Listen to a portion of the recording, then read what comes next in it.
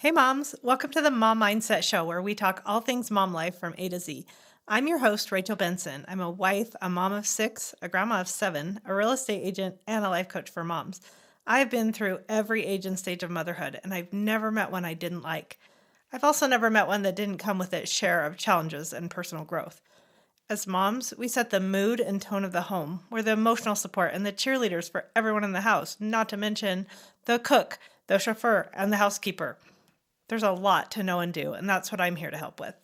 I want to help you create the home and family life of your dreams, and I do that not only by helping you with the skill set, but more importantly, the mindset that can really help you succeed as a mom. Thanks for being here. Let's talk about what's on your mind today.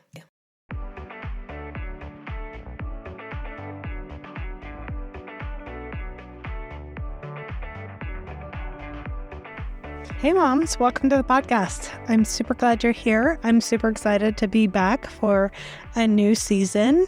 I took a break over the holidays. It's always a super busy time, especially the last couple weeks and especially the week between Christmas and New Year's because my birthday is in the middle of that on the 29th. So it's just party central over here, and I absolutely loved it and enjoyed it, and it was hectic and over the top, and I wonder if yours was kind of the same. The holidays can be an absolute joy and also difficult. A lot of times we're seeing family members having a lot of social commitments and things like that can stress us out about time, and sometimes relationship issues come up and things like that. And I hope you were able to manage your mind through the holidays of all the things going on and all the spending and all the all that new stuff coming into our lives makes a lot of extra work kind of figuring out where to put it, and there's the decorating and taking down the decorations. It's a lot that we put on ourselves a lot of times during the holidays, unless you're really good at keeping it simple, which if you are, I totally applaud you. But I hope you've been able to maybe learn some skills. If you've been here at the podcast before, I hope you learn some skills for managing your mind. And I just want to remind you that in episode 12, I taught you some skills for being your own life coach, because you always have you always have a bunch of thoughts rattling around in your brain, and it is a great skill to learn how to manage them. And that brings me to reminding you that everything you want to find from me, all my content that I have so far, and it's always growing, is on mom-mindset.com. You can contact me there. You can go and do an anonymous question on Ask Rachel, and I'll give you an answer to anything you want to talk about in your mom life, and I won't know who wrote it. No one else will, and we can just publish the answer there on the podcast. I'm not that exciting to follow online, but if you want to follow me on Instagram, you can do it on @RachelBenson8, and you'll have to ask to follow. I tried to make it public. I couldn't do it. I was getting so many weird follows. So, but go ahead and ask to follow me. And if you look like a legit mom podcast follower, I will answer your follow request. So one of the things that I was giving a lot of thought to over the holidays was money and attitudes about money and thinking about money and finances. And I just feel like this is a topic that all of us literally have to deal with every day of our adult lives. And yet, like so many things in our adult lives, we go into it woefully unprepared, maybe having had a personal finance class in high school, which may or may not have been good and helpful and empowering. Maybe we had something like that in college. Heck, I majored in finance. Well, I majored in business management with an emphasis in finance.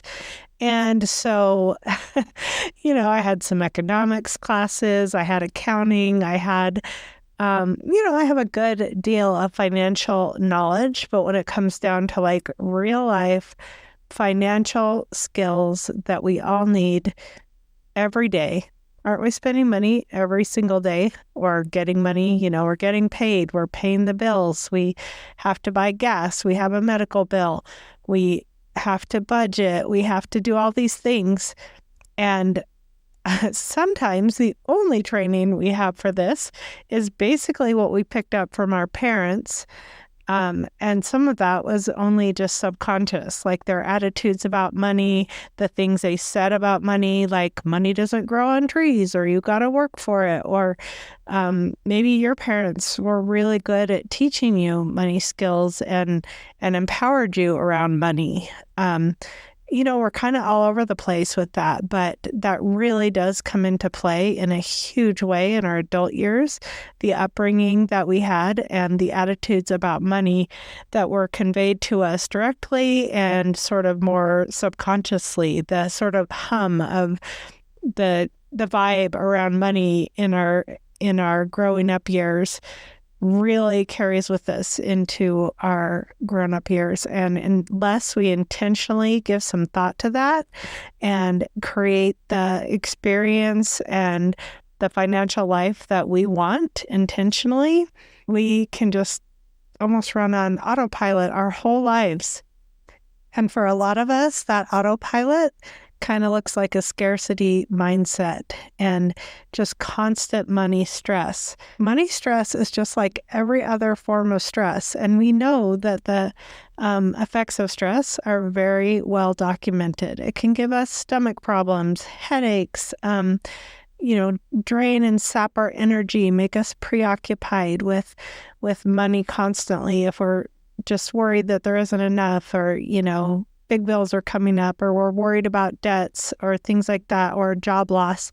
And that stress can really wear on us in the same way that every other kind of stress does. And so today, I want to help lighten the mood around money. I want to help you with some activities and exercises that can help you begin to feel more empowered about money. That's what I'm always trying to do here is, first of all, no matter what else we do, we got to look at our mindset.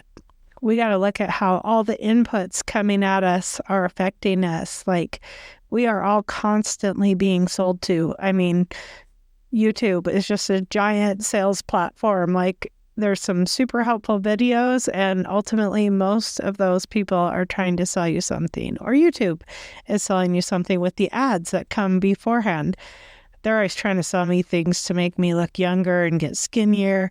So far, I haven't bought any of it, so I can't say if it works, but maybe not none of it. I've probably gotten talked into a few things, but there's that constant onslaught of advertising.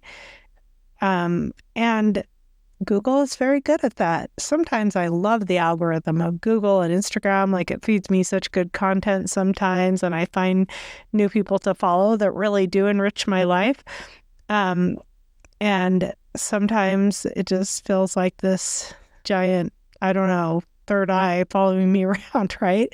But, we're all being sold to, and as we see things online that we think we need and what other people have, we start playing the comparison game. Nobody wins in that game. So there's all of this energy around money that's just swirling around us constantly, and it is affecting our mindset. And one thing I would say about that is that a lot of it is not helpful and empowering. Even if you're listening to the best financial experts, there's a lot of doom and gloom out there. There's a lot of, I won't name one significant financial figure that's always saying debt is dumb. And, it's kind of like a put down if you're in debt. And that I don't know if that inspires people to want to get out of debt or feel like they can.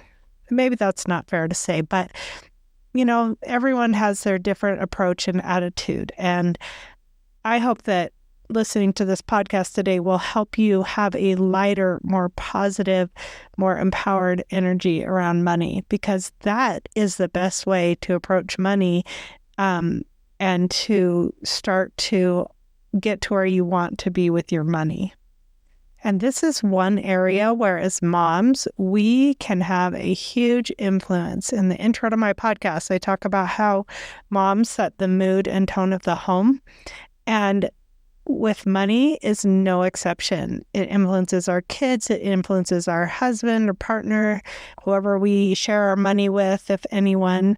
And just like our parents influenced us, we are influencing the next generation. And so let's give some thought to how we can do that in an extremely positive way. I've got some sort of like mindset and practical exercises I'm going to share with you soon. But before we get into that, I want to have you think about something. I mentioned a lot of the obstacles that we have to, being able to be empowered around money. Like maybe we didn't learn good money skills growing up. Maybe we have a lot of debt. Maybe we get roped into buying all kinds of things. Maybe we just don't think we're good with money. There's a lot of obstacles to really managing our money well and feeling good about it. But I want to guarantee you that you also have some financial strengths. And I want you to take some time to think about that before we do some mindset exercises that I think you will enjoy. I want you to think about what are your financial assets, so to speak, not just the ones in the bank or in your 401k or in your investments, not just those kind, although those are awesome. I hope you have a good amount of those. And if you don't, maybe what we'll talk about today can even help with that. But I hope so. But I want you to think about what you do well with money. Some people, like my daughter, Jamie, are ninja budgeters, like so good at doing the budget. They almost gamify it to make it fun. And there's doing a budget and they're sticking to a budget. And you might be good at both. You might be good at just writing out a budget, even writing it, even having a vague overview of where you're at financially is better than nothing. So that could be one of your strengths. Maybe you're really, really good at saving money. I know people who are really just good at that. And you see that dynamic a lot with couples. There's kind of a spender-saver dynamic. So maybe your skill is saving. Maybe your spouse is more of a spender. I don't know. But some people are really good at other things, like finding deals and really making a dollar stretch. I know people that, even though they're well off, they still enjoy thrifting and going to yard sales and really just not spending more than they need to on certain things. I love, by the way, P.S., I love that thrifting has a cool name now. I used to call it yard sailing, and I've been doing that my whole life. I still enjoy that, even though I can pretty much shop where I want. I enjoy the experience of thrifting and giving clothes new life and not paying a whole bunch of money. My daughter actually works at a really cool thrift store. Shout out to Pre-Loved in Provo. And it's a really great concept. And it's just so fun to go in there and find, clothes and housewares and baby things for my grandkids that, are just a fraction of the price. I don't want to spend more money on those kind of things than I have to. I'd rather be putting money into growing investments than putting it into clothes that someone's going to grow out of. Maybe you have really good credit. Maybe you've worked to repair your credit, or you've just always, built up good credit. Maybe you're really good at long-term planning. Maybe you have super good systems for staying on top of the bills. Maybe you're just adaptable and resilient to, changes that we all have to make as time, goes on. Maybe we're cruising along, kind of sticking to our budget, and then a medical bill hits us and we have to sort of rearrange and figure things out, or a job loss, or some kind of change to our finances. Do not underestimate that. That is a really important money skill. And again, going back to how moms set the mood and tone, if mom's not worried and stressed out about money all the time, then that can really create a calming vibe in the home when it comes to money. I'll tell you a couple of mine. One of them is I am really good at investing in real estate. As you might guess, I'm a realtor, but way before I was ever a realtor, from the time we bought our first house, I've been really good at spotting opportunities. And what's really nice is my husband is really good at making spreadsheets. He is like a ninja spreadsheet dude.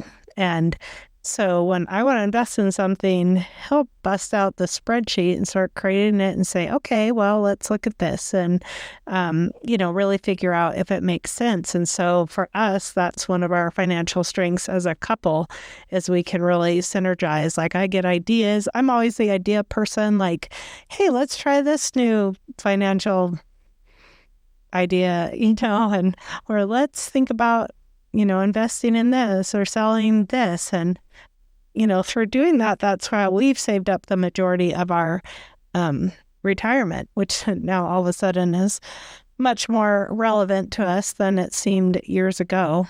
And, I've always kind of been the one pushing, let's get good life insurance, let's do these things. And my husband goes along with a lot of what I do. And maybe that's your role in the family, and maybe it's the opposite. But anyway, we all have our financial strengths. And one of my others, as you might guess, is just optimism around money.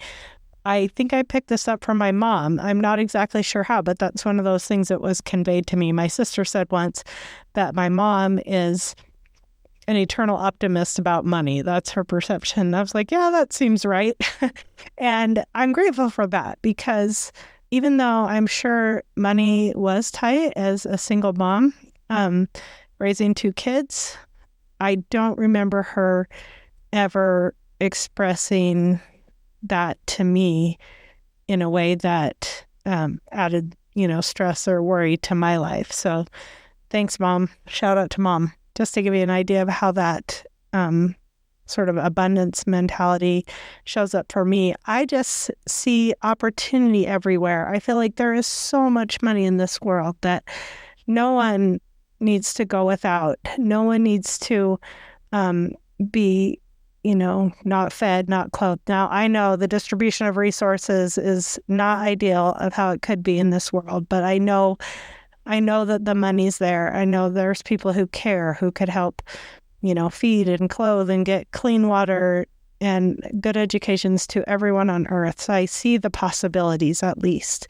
And I see the possibilities for our family with our finances, limited though they may be. I see what we can do with it, and not so much what we can't or what's not going right.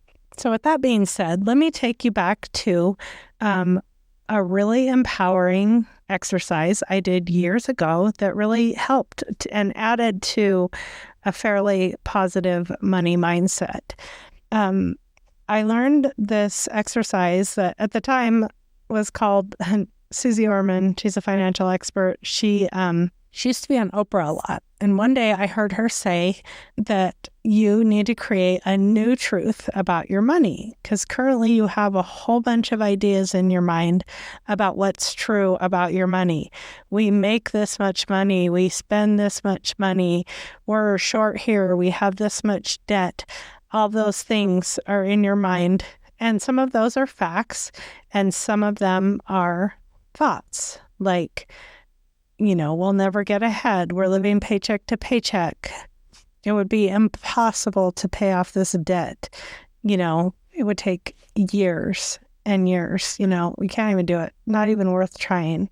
You might believe it's true that you can't catch a break, something like that. Like as soon as you pay off your bills, something else comes up. My father-in-law used to say, if you get everything paid off, don't tell your house about it, which I totally agree with him. Like, keep that to yourself, because, it does kind of seem like your house can become a never-ending,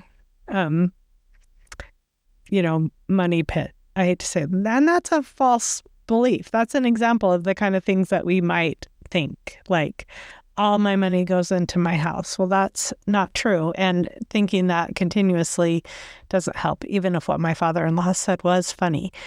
So she said, I want you to create a new truth, which is what you want to be true about your money. So this requires kind of like going into the future, thinking about possibilities, and asking yourself, where do I really want to be in terms of my income, how much debt we have, how we're saving or investing our money, how we're giving our money away. This is all side note, but there's really only 4 things you can do with money. You can save it, you can spend it, you can invest it, and you can share it through like charitable giving or however you want to do that. So money is not as complicated as we might want to make it, or as it might seem if you watch some financial experts, or if it's just like a big focus of yours. It might seem like this bigger thing in your mind than it needs to be. So I want you to go into your future and your possibilities and ask yourself, what would you really want for your money? What do you want to be true? Do you want to be debt-free? Do you want to have a certain amount of money in savings, or in your retirement? Do you want to be able to buy a house? Do you want to sell the house you have and buy another house? You want to be able to go back to school? What do you want to do? What do you need your money to do for you in the future? What do you want to have happen?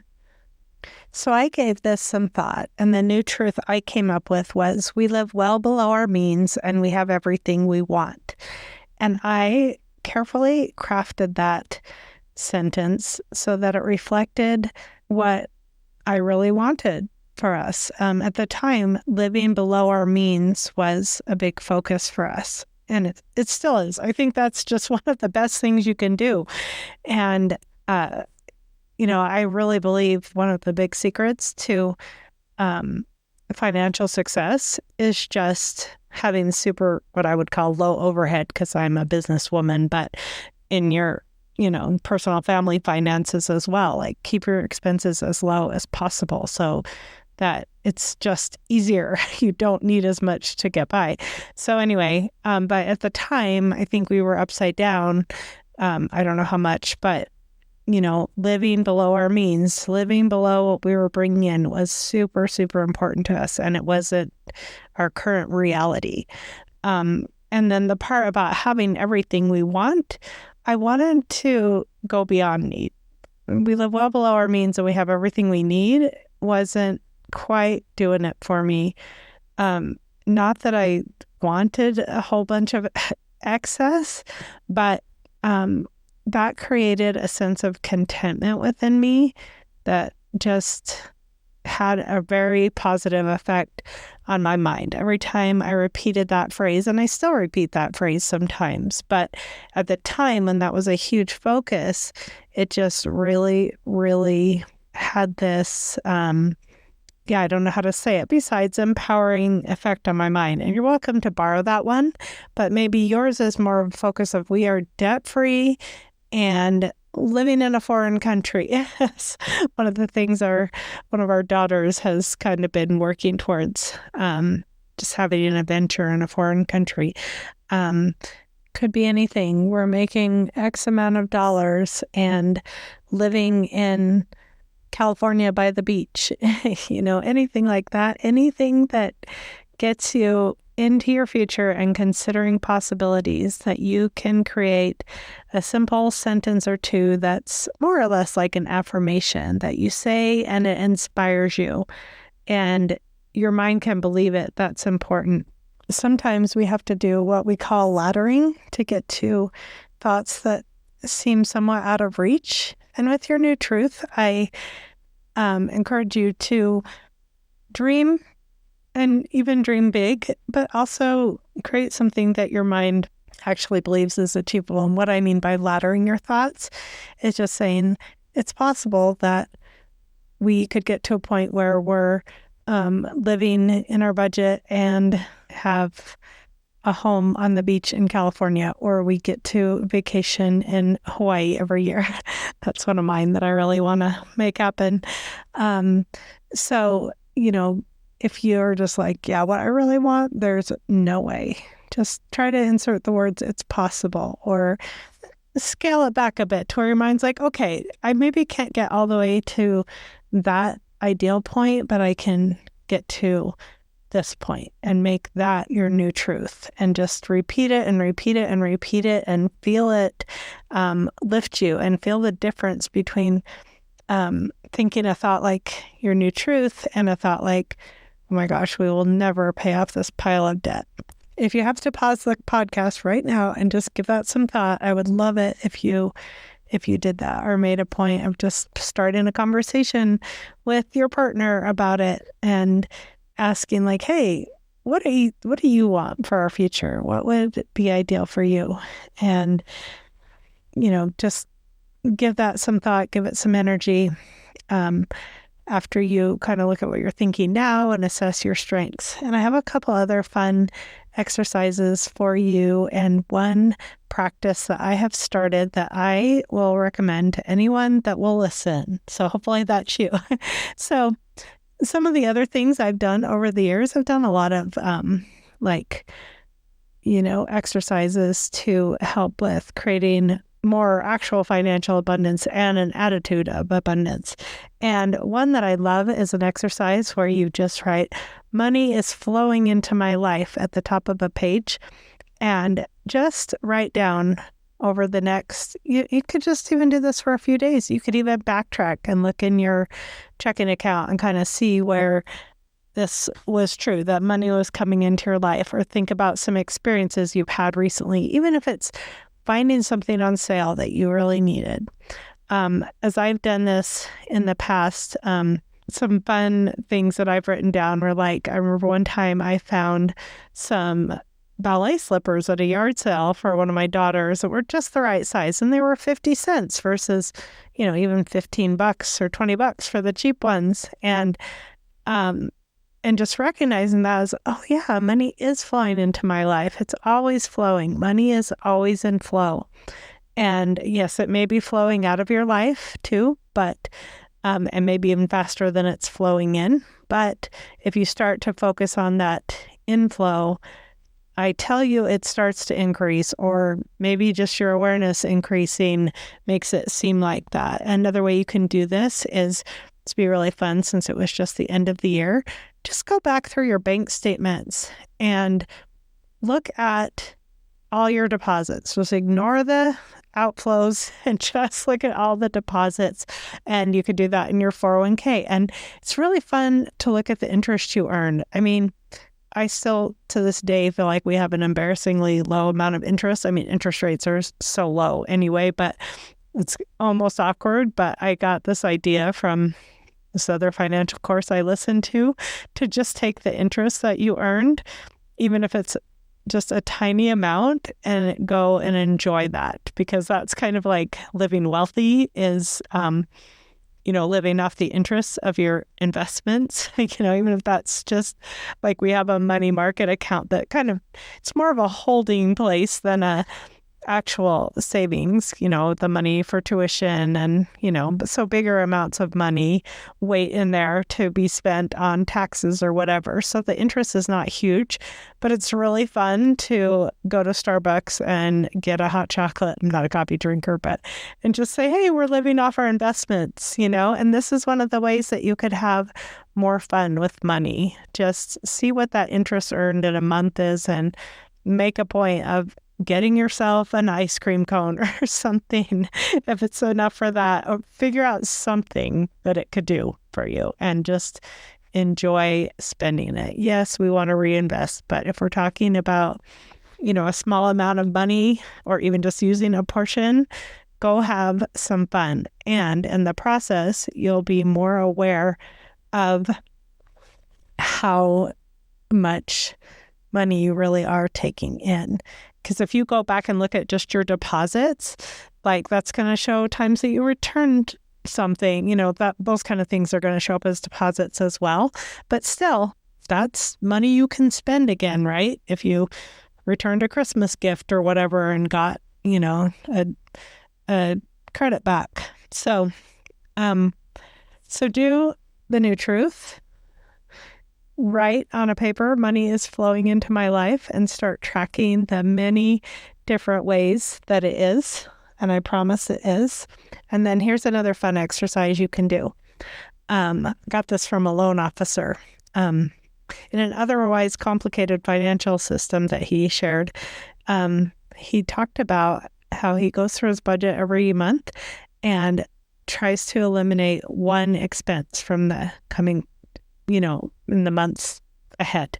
He plans to eliminate one expense. Wow, I did this for the first time a couple months ago. It was so eye-opening.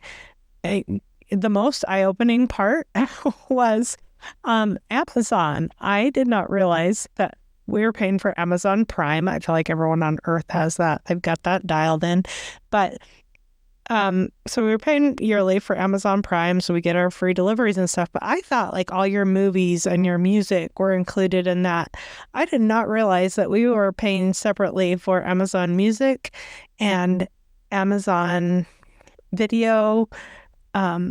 And there was even an Amazon classical music or something that one time I think my daughter needed a song because she was a vocal performance major. And somehow we signed up for a service because like who notices an Amazon charge on their account? Even if it said Amazon Video, I didn't realize it was a recurring charge. I probably just would have thought I rented a movie or something. But no, there were some recurring charges on there going back for years. So, that was not budgeted for and not even intended. So immediately we were able to eliminate, I don't know, maybe altogether that was $30 on Amazon a month that we were paying.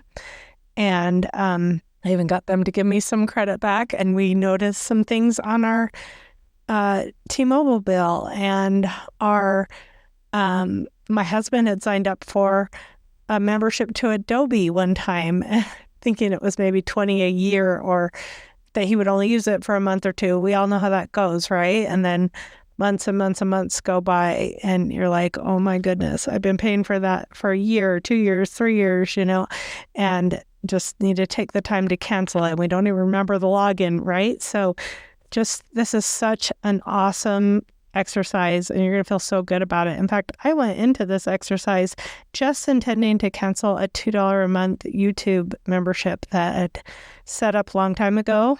Actually, I haven't been able to cancel that yet because of some complications, but I only intended to find $2 a month that I knew I was paying that I didn't need to, and I actually found quite a bit more. So in that first month, we were able to eliminate a lot. So I want to keep this going and keep eliminating anything I'm really not using and getting value out of. So there's another one for you. And I want to wrap up by telling you this incredible practice I've been doing that has helped us save so much more money than was in the budget. So I listened to a course called Prosperity Consciousness. I've really been focusing on money and having fun with that lately. And it's a really old course, but one of the points that he made was that your mind cannot digest big, huge numbers. Like if you're like, oh, I want to save $10,000 or whatever, that is a huge amount and sounds overwhelming to your brain. And also, that extra 10 grand is not in your budget. Like maybe you have some savings like planned into your budget, but if it was an extra 10 grand for a trip or for whatever, your mind will immediately like, I can't do that. But if you break that down into a monthly amount and then you break that down into a daily amount, your mind can compute that so much better, and just like it becomes a manageable amount to your mind and not this big impossible pile of money that you don't have. So I decided that I wanted to set aside an additional $75,000 over 10 years. And I won't go into all the reasons that was the amount, but I was like, okay, if I were going to do that, in addition to all that we already plan to save and our retirement savings and stuff, what does that compute to on a daily basis? So I broke it down. That's $7,500 a year. That's about $625 a month. and it's about $20 a day. And I was like, I'm just going to start putting $20 a day into my savings account. And again, it's over and above what we already saved. But at first, my husband was like, well, it's not really in the budget. And I was like, I know, but I'm just going to put it in there and we'll see what happens, because the way our money comes and goes, like we might have a certain amount budgeted for groceries, but maybe we actually don't spend that week or whatever, So I was like, it'll be there if we need it, but let's just try. So I started doing it. And to this point, I have saved, at last check, it was like over $1,500 after starting in October. And that's over and above our regular savings. It's just been a fun exercise. It gets me into my checking account every single day, or if I miss a day or two, I'll just go back and do those couple of days. And I'm tracking it on the habit tracker that I made. I told you about a couple episodes ago, and you can find all that on my Mom-Mindset website. It's been really fun because I'll just track the amount. So every day, $20 more. And so it's a great habit. It's just accumulating, which gives me a great hit of dopamine. It gives me a sense of success.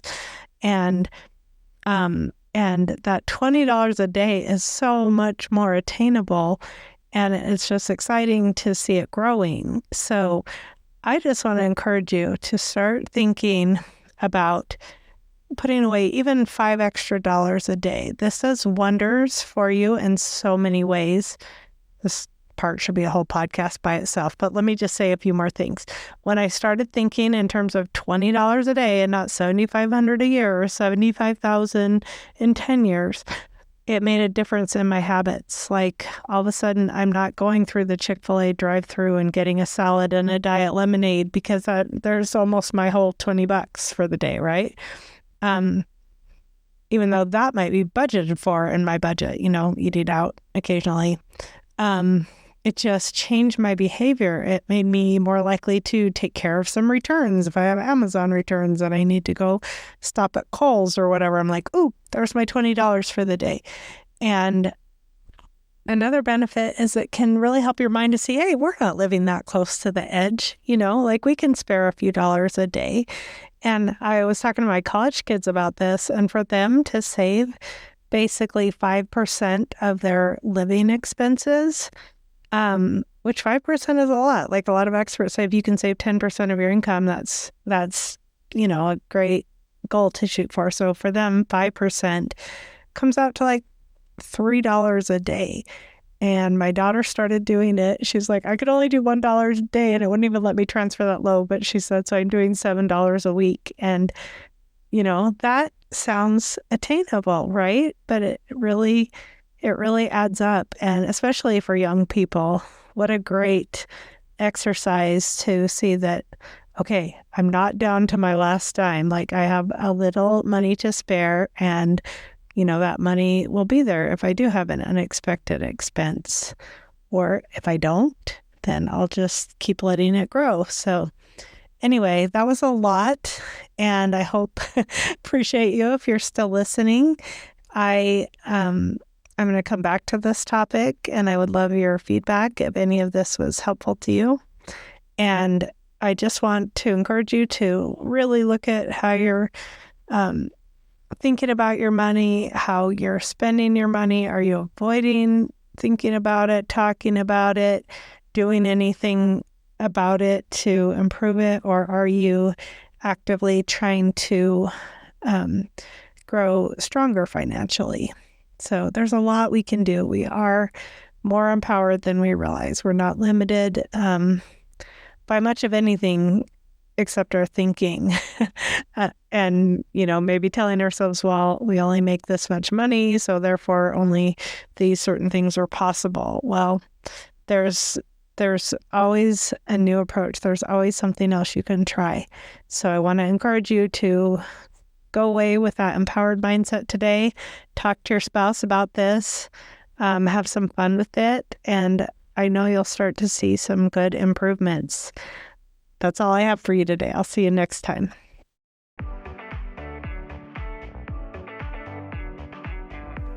Hey Mama, thanks for listening to the show today. If you enjoy the ideas I share on my podcast, but you want some help applying them to your personal situation, I want to invite you to learn more about my coaching program, where I talk to moms on a personal basis through one-on-one coaching and group calls. We can talk about anything from the personal challenges that you're experiencing in marriage or motherhood to the goals and dreams that you have for yourself. To find out more and download a copy of my free book, Mom Mindset A to Z, visit mom-mindset.com. I'd love to see you there.